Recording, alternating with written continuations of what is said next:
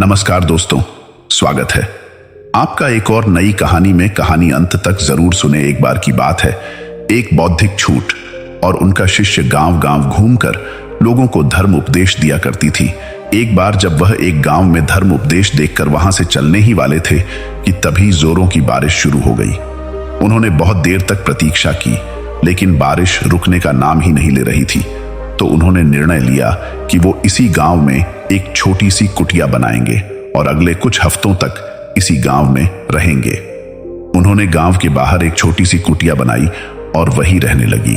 लोगों को उन वृक्षों के मुंह से बुद्ध की शिक्षाओं को सुनना बहुत ही अच्छा लगता था। इसीलिए हर दिन बहुत से गांव वाले उनके उपदेश सुनने उनके पास आने लगी।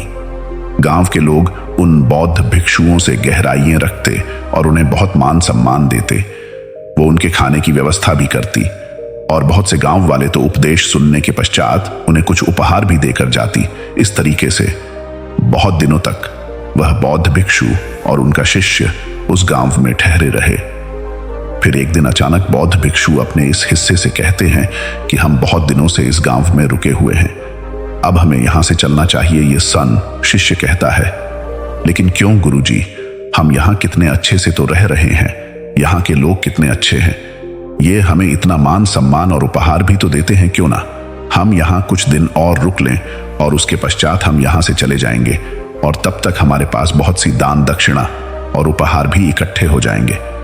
शिष्य के मुंह से ऐसी बातें सुनने के बाद गुरु ने कहा, नहीं, अब हम यहां और नहीं रुक सकती। हम यहां पहले ही बहुत रुक चुके हैं और हमें धन और उपहारों की इकट्ठा करके करना भी क्या है। ये चीजें हम भिक्षुओं की किसी काम की नहीं है और हमें इनसे लगाव भी नहीं रखना चाहिए। हम तो त्याग के मार्ग पर चले हैं, फिर हमें इस धन का क्या करना है। गुरु ने इस हिस्से की आंखों में देखते हुए कहा, हम आज ही यहां से चलेंगे और जो कुछ भी उपहार में मिला है वह सब कुछ यही छोड़ दो और खाली हाथ मेरे साथ लूं शिष्य। तो वह सारे उपहार अपने साथ ले जाना चाहता था, लेकिन वह गुरु की आज्ञा का उल्लंघन भी नहीं कर सकता था। इसीलिए वह जाते जाते कुछ चांदी के सिक्के बिना गुरु को बताए अपने कपड़ों की पोटली में छिपा लेता है। जैसे ही वह कुछ दूर चले, उन्हें रास्ते में एक बहुत बड़ी नदी मिली। वह जिस गांव में धर्म उपदेश के लिए जाना चाहते थे, वहां तक पहुंचने के लिए उन्हें इस नदियों को पार करना ही था। जब वह नदी के किनारे पर पहुंचे तो वहां एक नौ चालक बैठा हुआ था। उसने दोनों पक्षों को देखते ही कहा, मैं आपको यह नदी पार करा सकता हूं। वैसे तो मैं लोगों से नदी पार कराने की 2 चांदी के सिक्के लेता हूं, पर क्योंकि आप लोग भिक्षु हैं, इसीलिए मैं आपको केवल 1 चांदी के सिक्के के बदले ही नदी पार करा दूंगा। क्योंकि भिक्षु और उनके किसी के पास चांदी के सिक्के नहीं थे, इसीलिए वो उस नाव चालक से बिना कुछ बोले चुपचाप नदी के किनारे आकर बैठ गए। हालांकि सीसी नहीं, चांदी के बहुत से सिक्के अपनी पोटली में छिपा रखे थे, लेकिन वह उन्हें निकाल नहीं सकता था क्योंकि उसे डर था कि गुरुजी उस पर गुस्सा होंगी। इसीलिए वह भी गुरु के साथ चुपचाप यह सोचकर बैठा रहा कि देखते हैं बिना सिक्कों के गुरुजी नदी कैसे पार करते हैं। लेकिन गुरु यह सोचकर किनारे बैठे रहे कि हो सकता है कुछ देर बाद यह 9-4 लाख खुद ही बिना सिक्कों के उन्हें नदी पार करा दे, या फिर जिस गांव से वह अभी आए हैं वहां का कोई इंसान यहां से गुजरी और उनके हिस्से का किराया भी नौचालक को दे दी। लेकिन ना तो नौचालक ने कुछ कहा और ना ही गांव का कोई शिष्य वहां से गुजरा। बैठे बैठे शाम हो गई, लेकिन डर के मारे ना तो शिष्य ने पोटली में से सिक्के निकाले और ना ही ना चालक बिना सिक्कों के उन्हें नदी पार कराने के लिए तैयार था। अंधेरा होने लगा, लेकिन वो अभी बैठे हुए थे। ये देख ना हो चालक ने उन्हें डराने की कोशिश की।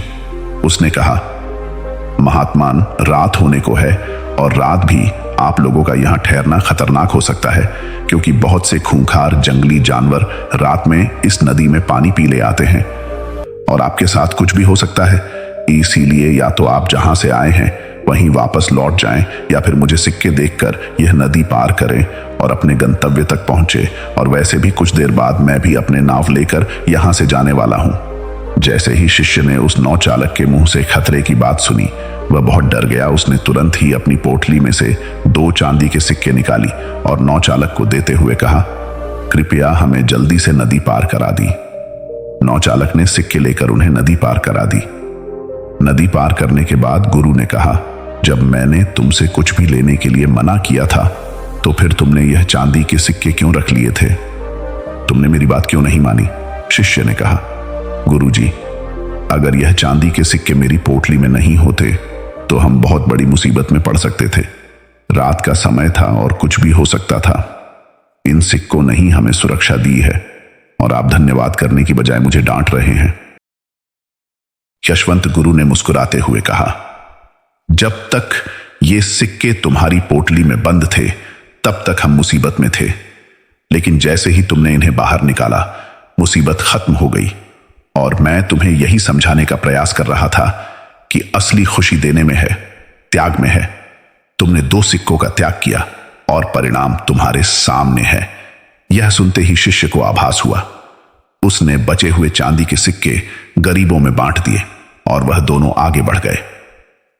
दोस्तों, इस कहानी की सीख यही है कि हमें अपने जीवन में सांसारिक वस्तुओं से अधिक लगाव नहीं रखना चाहिए और अपनी आंतरिक खुशी पर ध्यान देना चाहिए और केवल उतना ही इकट्ठा करना चाहिए जितना एक सुखी जीवन जीने के लिए जरूरी है, ना कि दिखावा करने के लिए और लोगों की नजरों में हम दिखने के लिए मिलते हैं नेक्स्ट स्टोरी में।